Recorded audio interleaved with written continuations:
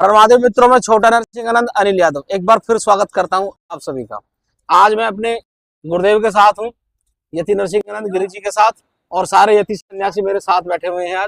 आज एक विशेष चर्चा के लिए आज हम हरिद्वार के सर्वानंद घाट पर माँ गंगा के तट पर बैठे हुए हैं। आज गुरु जी से चर्चा करेंगे। गुरु जी, सबसे पहले मैं एक बात पूछना चाहता हूँ। देश में पिछले 30 साल से एक चर्चा बहुत जोरों पे है कि हिंदू राष्ट्र बनेगा। तो अब हिंदूवादी सरकार को भी लगभग 12-13 साल हो गए देश में आई हुई है।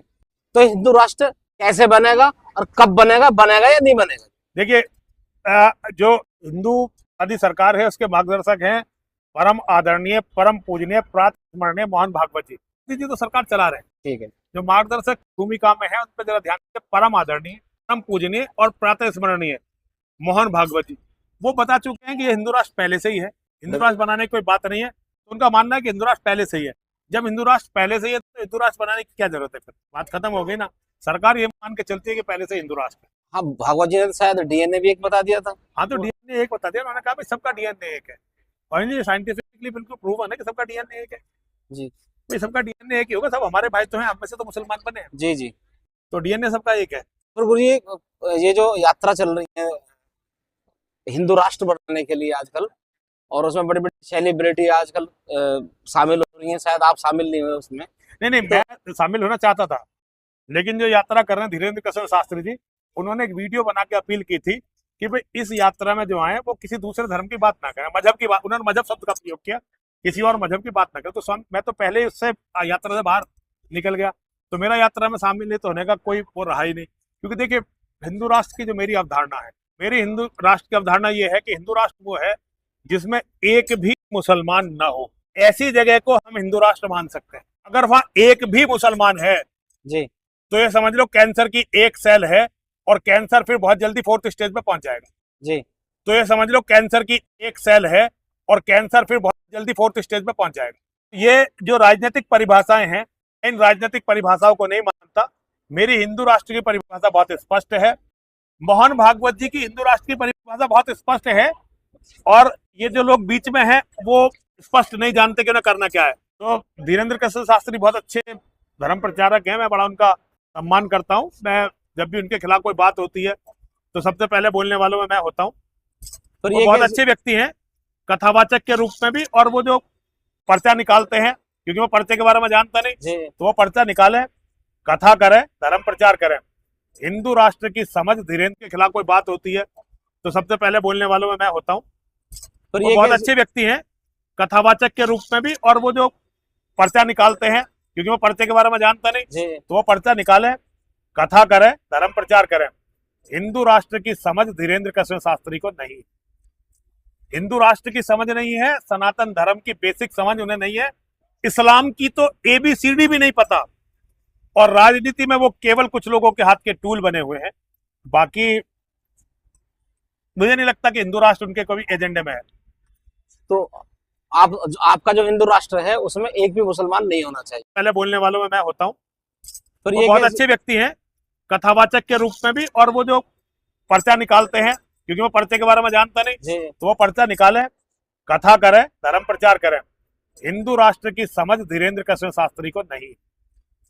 हिंदू राष्ट्र की समझ नहीं है, सनातन धर्म की बेसिक समझ उन्हें नहीं है, इस्लाम की तो ABCD भी नहीं पता, और राजनीति में वो केवल कुछ लोगों के हाथ के टूल बने हुए हैं। बाकी मुझे नहीं लगता कि हिंदू राष्ट्र उनके कोई एजेंडे में है। तो आपका जो हिंदू राष्ट्र है उसमें एक भी मुसलमान नहीं होना चाहिए। एक भी मुसलमान नहीं होना चाहिए, एक भी मस्जिद नहीं होनी चाहिए, एक भी मदरसा नहीं होना चाहिए, एक भी दरगाह नहीं होनी चाहिए, मुसलमानों का एक भी प्रेमी भी नहीं होना चाहिए, एक भी कुरान जो है म्यूजियम में हो ताकि लोग जान सके कि इस किताब ने क्या बवाल करवाया। इसके अलावा कुछ भी नहीं होना चाहिए। इसके कारण जो है भारत में, देखिए, देश आजाद हुआ जी, हमने मुसलमान रख लिए जी, आज देश इस्लामिक कंट्री होने को तैयार है जी। थोड़ा सा समय है, 1-2 चुनाव आप देख लीजिए, देश इस्लामिक हो जाएगा। तो अगर कभी हिंदुओं को हिंदू राष्ट्र, वैसे इसकी संभावना है नहीं जी। देश बहुत तेजी से इस्लामिक राष्ट्र बनने की ओर जा रहा है, और कोई भी इस्लाम से लड़ने को तैयार नहीं है। तो आप बहुत अच्छे व्यक्ति हैं कथावाचक के रूप में भी, और वो जो पर्चा निकालते हैं, क्योंकि वो पर्चे के बारे में जानता नहीं, जी तो वो पर्चा निकाले, कथा करे, धर्म प्रचार करे। हिंदू राष्ट्र की समझ धीरेन्द्र कृष्ण शास्त्री को नहीं, हिंदू राष्ट्र की समझ नहीं है, सनातन धर्म की बेसिक समझ उन्हें नहीं है, इस्लाम की तो ABCD भी नहीं पता, और राजनीति में वो केवल कुछ लोगों के हाथ के टूल बने हुए हैं। बाकी मुझे नहीं लगता कि हिंदू राष्ट्र उनके कोई एजेंडे में है। तो आपका जो हिंदू राष्ट्र है उसमें एक भी मुसलमान नहीं होना चाहिए, एक भी मुसलमान नहीं होना चाहिए, एक भी मस्जिद नहीं होनी चाहिए, एक भी मदरसा नहीं होना चाहिए, एक भी दरगाह नहीं होनी चाहिए, मुसलमानों का एक भी प्रेमी भी नहीं होना चाहिए, एक भी कुरान जो है म्यूजियम में हो ताकि लोग जान सके कि इस किताब ने क्या बवाल करवाया, इसके अलावा कुछ भी नहीं होना चाहिए। इसके कारण जो है भारत में देखिए देश आजाद हुआ जी, हमने मुसलमान रख लिए जी आज देश इस्लामिक कंट्री होने को तैयार है, जी, थोड़ा सा समय है, 1-2 चुनाव आप देख लीजिए, देश इस्लामिक हो जाएगा। तो अगर कभी हिंदुओं को हिंदू राष्ट्र, वैसे इसकी संभावना है नहीं जी, देश बहुत कथावाचक के रूप में भी, और वो जो पर्चा निकालते हैं क्योंकि वो पर्चे के बारे में जानता नहीं, जी तो वो पर्चा निकाले, कथा करे, धर्म प्रचार करे। हिंदू राष्ट्र की समझ धीरेन्द्र कृष्ण शास्त्री को नहीं, पर्चा निकालते हैं क्योंकि वो पर्चे के बारे में जानता नहीं, जी, तो वो पर्चा निकाले, कथा करे, धर्म प्रचार करे। हिंदू राष्ट्र की समझ धीरेन्द्र कृष्ण शास्त्री को नहीं, हिंदू राष्ट्र की समझ नहीं है, सनातन धर्म की बेसिक समझ उन्हें नहीं है, इस्लाम की तो ABCD भी नहीं पता, और राजनीति में वो केवल कुछ लोगों के हाथ के टूल बने हुए हैं। बाकी मुझे नहीं लगता कि हिंदू राष्ट्र उनके कोई एजेंडे में है।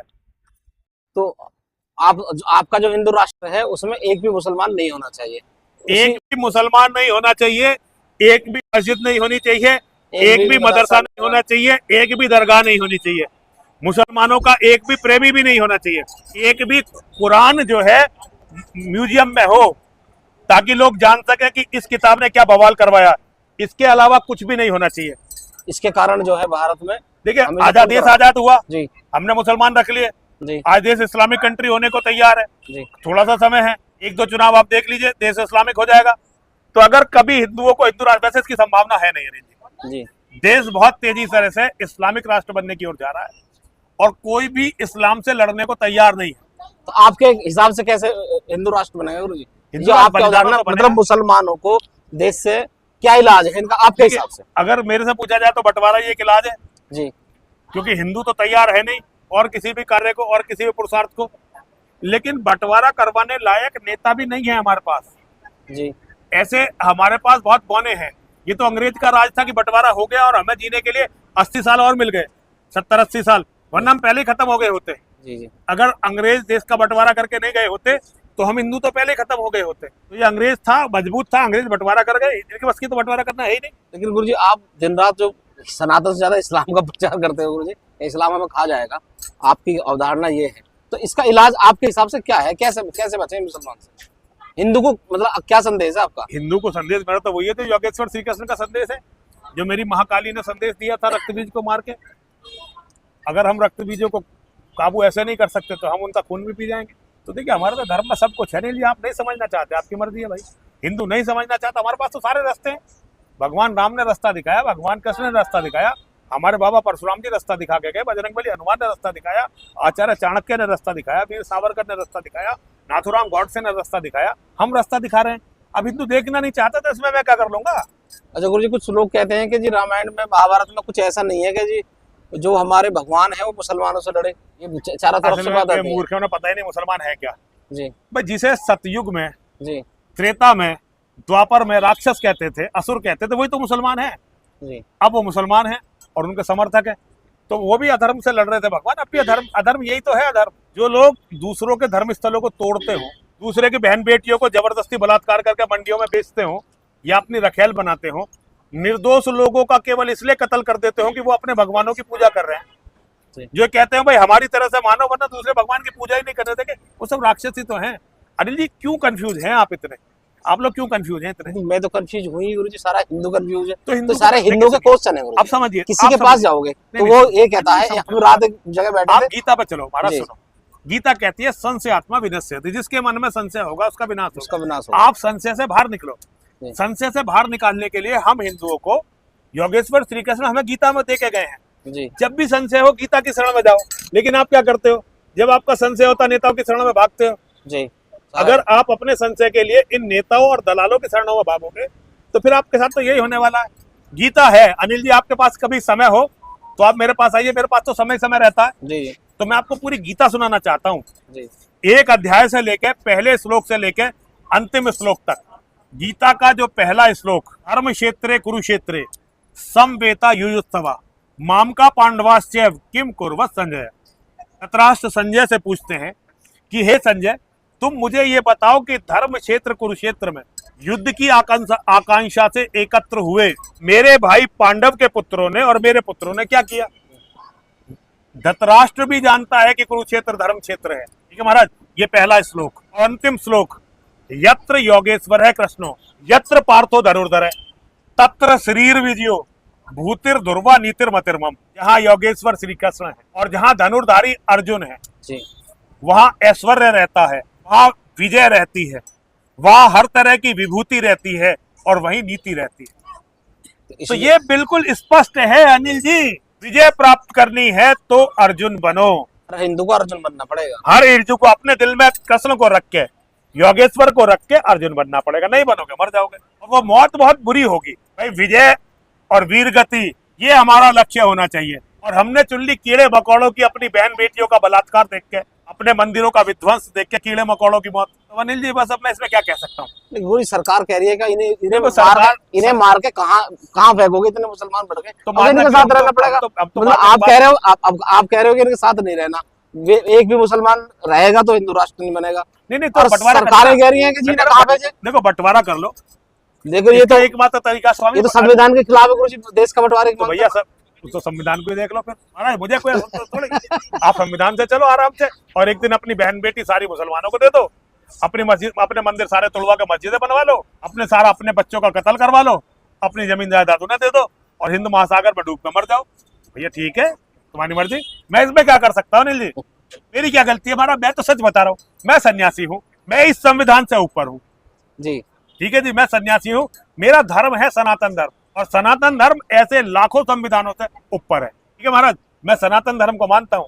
अगर ये संविधान सनातन धर्म के अनुरूप है तो इन अधर्मियों का विनाश करो, और अगर ये संविधान इन अधर्मियों का विनाश नहीं कर सकता तो इसे कूड़े में फेंक के अपना नया संविधान बनाओ। लेकिन गुरुजी वो अधर्मी भी तो संविधान को नहीं मानते। नहीं तो वो तो मानते हो, तो कुरान को मानते, इसीलिए तो वो जीत रहे हैं। तुम इस कूड़े को मानते हो, वो नहीं मानते इसलिए वो जीत रहे। देश के नेता मान रहे हैं, क्या मतलब ये है ना, तो सन्यासी नेता क्यों, अगर देश के नेता ऐसा मानते हैं, आज भारत की संसद में एक भी ऐसा सांसद नहीं है जिसके बच्चे विदेश के नागरिक ना हो। अगर ये नेता इस देश को मानते, अपना संविधान को मानते, तो ये यहाँ के लोगों को लूट के करोड़ों अरबों रुपए की संपत्ति विदेशों में क्यों ले जाते हैं। हमारा संविधान को ये भी नहीं मानते।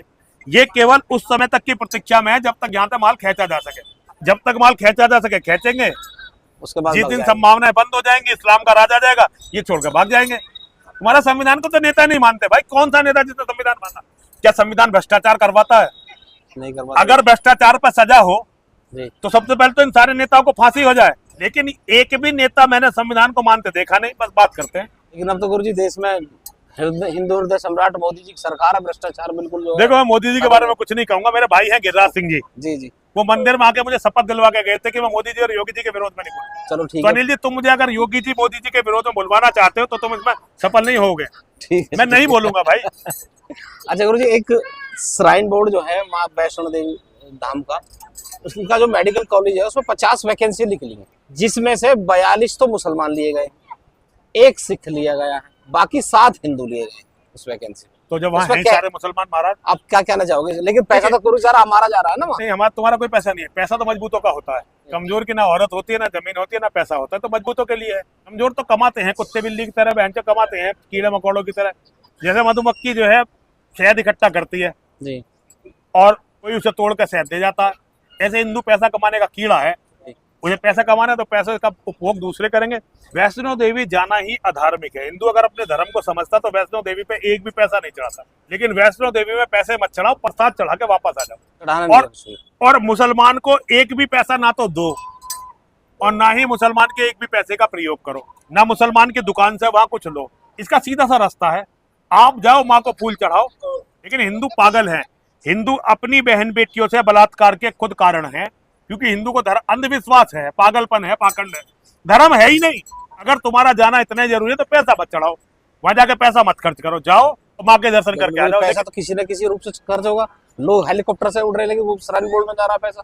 हाँ, तो श्राइन बोर्ड फिर ना बचो महाराज, फिर ना बचो तुम, फिर ना कर सकते, फिर तो मरो गई। घोड़े खच्चर फिर तो फिर रो क्यों रहे हो, फिर क्यों रोना महाराज? फिर तो सारा पैसा मुसलमानों को जाना है। जी जी भाई तुम सुधर नहीं सकते, तुम्हारे नेता तुम्हारी बात मानेंगे नहीं, फिर रोने की क्या बात है? फिर मरो कुत्ते बिल्ली की तरह, फिर रो क्यों रहे हो?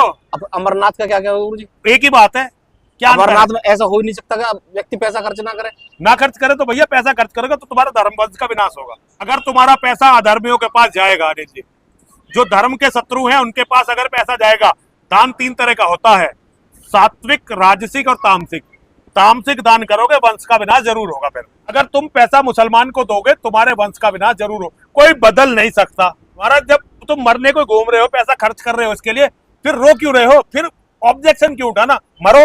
इतना आसान सा इलाज है कि तुम वहां जाओ मत। वैष्णो देवी में क्या बात है जो यहाँ के मंदिरों में नहीं है? भाई माँ हर मंदिर में माँ है, ऐसी क्या बात है कि तुम्हें वहीं जाना है? अब हिंगलाज भवानी जाना बंद हो गया ना, नहीं जा पाते ना जी। अभी हिंदू जो है करतारपुर कॉरिडोर से जा रहे थे गुरुद्वारे के दर्शन करने, हाँ। ननकाना साहब के, पाकिस्तान वालों ने रोक के नहीं जा पाए ना जी। कितने दिन वैष्णो देवी चले जाओगे? अपने बच्चों की मौत का सामान ही तो इकट्ठा करो भाई। हम तो बहुत पहले से कह रहे हैं, वो सारे लोग जो वैष्णो देवी यात्रा करने जाते हैं उन्हें कोई पुण्य नहीं मिलेगा। वो सारे लोग जो अमरनाथ जाते हैं उन्हें कोई पुण्य नहीं मिलने वाला। एक दिन उनके वंश का विनाश 100% होगा। मैं बता रहा हूँ, माँ गंगा के किनारे बैठ के बता रहा हूँ। मेरा क्या जा रहा है भाई? मैं कोई नेता थोड़ी हूँ जो मुझे वोट से भीख मांग के खाना, मजे से सोना, ये मेरा काम है भाई। पेट भरने लायक मेरी माँ मुझे दे देती है महाराज। गुरुजी जिहाद के बारे में क्या कहना आपका? जिहाद कामयाब हो रहा है, धर्म हार रहा है।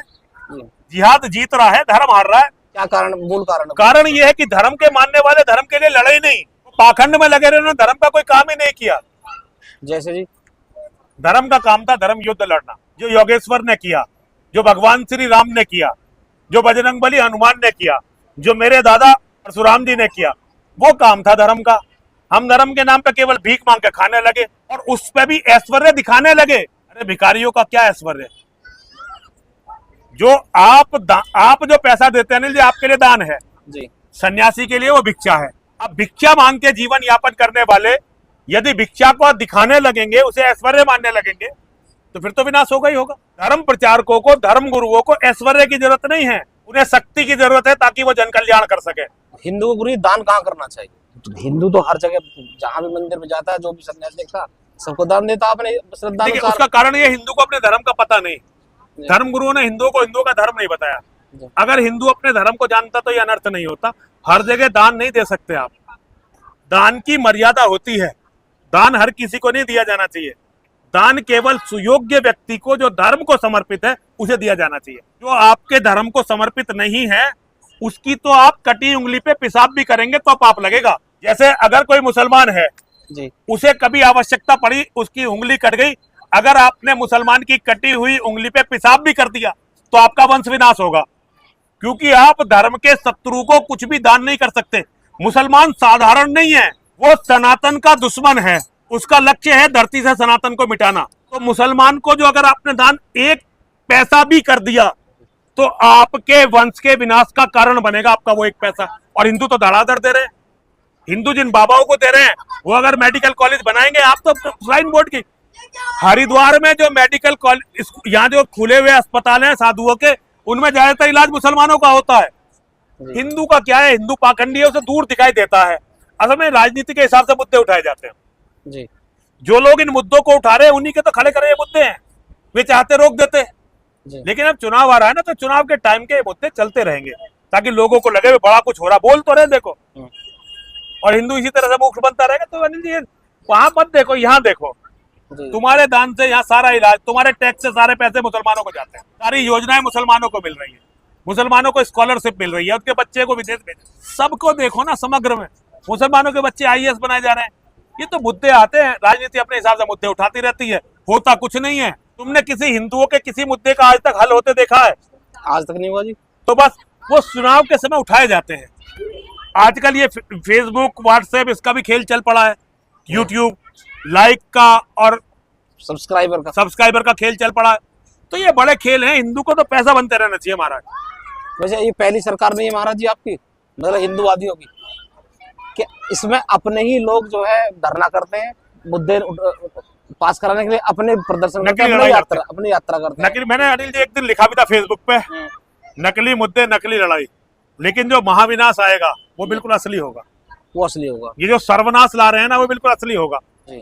तो ये नकली योद्धा, नकली मुद्दे, नकली लड़ाइयाँ जो सर्वनाश ला रही है, खुद ही कर रहे हैं, खुद ही मुद्दे उठा रहे हैं।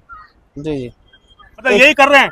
सरकार ये पहली बार मजाक बना है, सरकार जिस काम को करती है, सरकार के समर्थक वही मुद्दे उठा के वोट मांगते हैं कि जी सरकार को वोट दो, देखो ये राष्ट्रवादी है।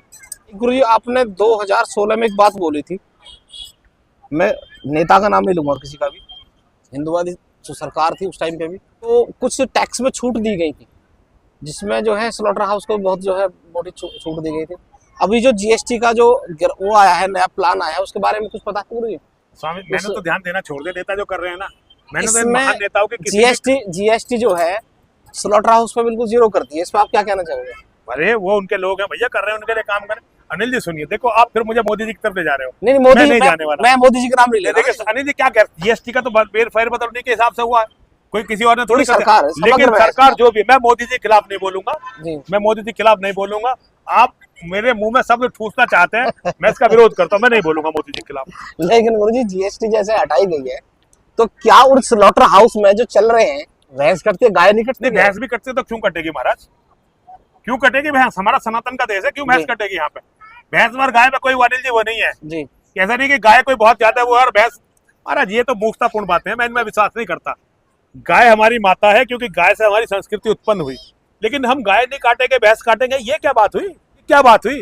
तो वहाँ जो भी कट रहा है उस पर सब्सिडी तो नहीं मिलनी चाहिए, उस पर टैक्स में रिबेट तो नहीं मिलनी चाहिए महाराज।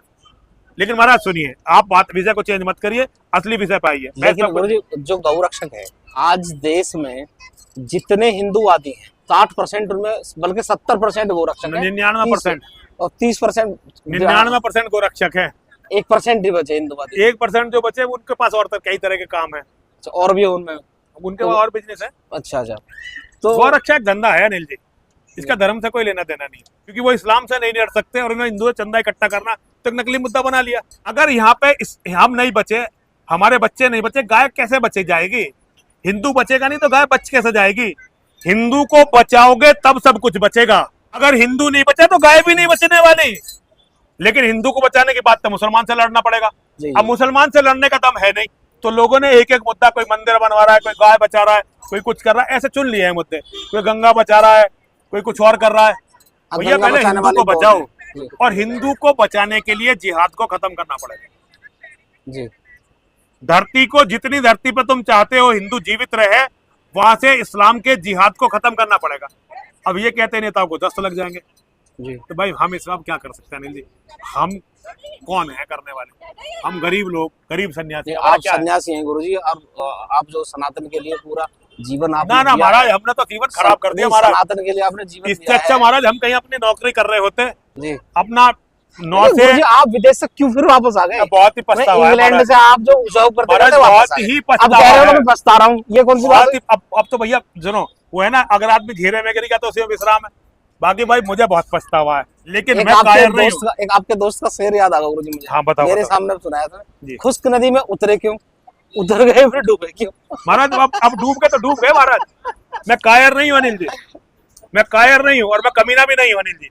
तुम मेरे व्यक्तिगत शिष्य हो, मैं कायर और कमीना नहीं हूँ अनिल जी। मैं जिस युद्ध में उतरा हूँ उसे खत्म करे बिना, या इसमें हवन हुए बिना छोड़कर नहीं जाऊंगा अनिल जी। लेकिन मन से बता रहा हूँ अनिल जी, बहुत ही पछतावा है भाई, और संन्यास लेने का पछतावा उससे भी ज्यादा इन कपड़ों को पहनने। ऐसा क्यों गुरुजी? अगर ये कपड़े ना पहन रहे होते, अरे महाराज गुरुजी आप एक गरीब आया महाराज, आप कह रहे हैं कि मुझे कपड़े पहनने में जो है, अब जो है महाराज मैं गरिमा रखने में मर रहा हूँ, मैं महामंडलेश्वर पद की गरिमा रखने में मर रहा हूँ। ठीक है, मैं आपको सच बता रहा हूँ, ये तो मेरे गुरुजी हरिगिरी जी महाराज की कृपा है मुझ पे कि उन्होंने मुझे महामंडलेश्वर बनाया। लेकिन मन से बता रहा हूँ, मैं अपने आप को सन्यासी नहीं मानता, संत नहीं मानता। मैं तो एक धर्म के लिए लड़ने वाला छोटा सा सिपाही हूँ, जो केवल अपने धर्म के लिए मिटना चाहता है। लेकिन अनिल जी चाहे कितना ही कह लूँ, मैं इस बात का बहुत अफसोस है कि बहुत बुरा कोई टाइम था जो मैं वहां से वापस आया, आना नहीं था। अगर इस्लाम से भी लड़ना था तो इंग्लैंड में या अमेरिका में बैठ के लड़ना था। ये जगह नहीं है जहाँ से कोई योद्धा लड़ाई लड़ सके। क्योंकि यहाँ तो दलाल और मीडिया दलाल, अपराधी, सरकार दलाल। सारे दलाल और अपराधी योद्धाओं को मार देते हैं। जी जी, वहां से बात वास्तव में दूर तक पहुंचती है आपकी। गुरु जी, अब आप लास्ट बिल्कुल अंत में हिंदू के लिए 5 गीता के श्लोक से एक संदेश दो कि हिंदू क्या करना चाहिए, जो योगेश्वर श्री कृष्ण ने गीता में बताए 5 बढ़िया वाले श्लोक बताओ आप। देखो, अच्छे बढ़िया से गीता में कोई बढ़िया और घटिया श्लोक नहीं है अनिल जी।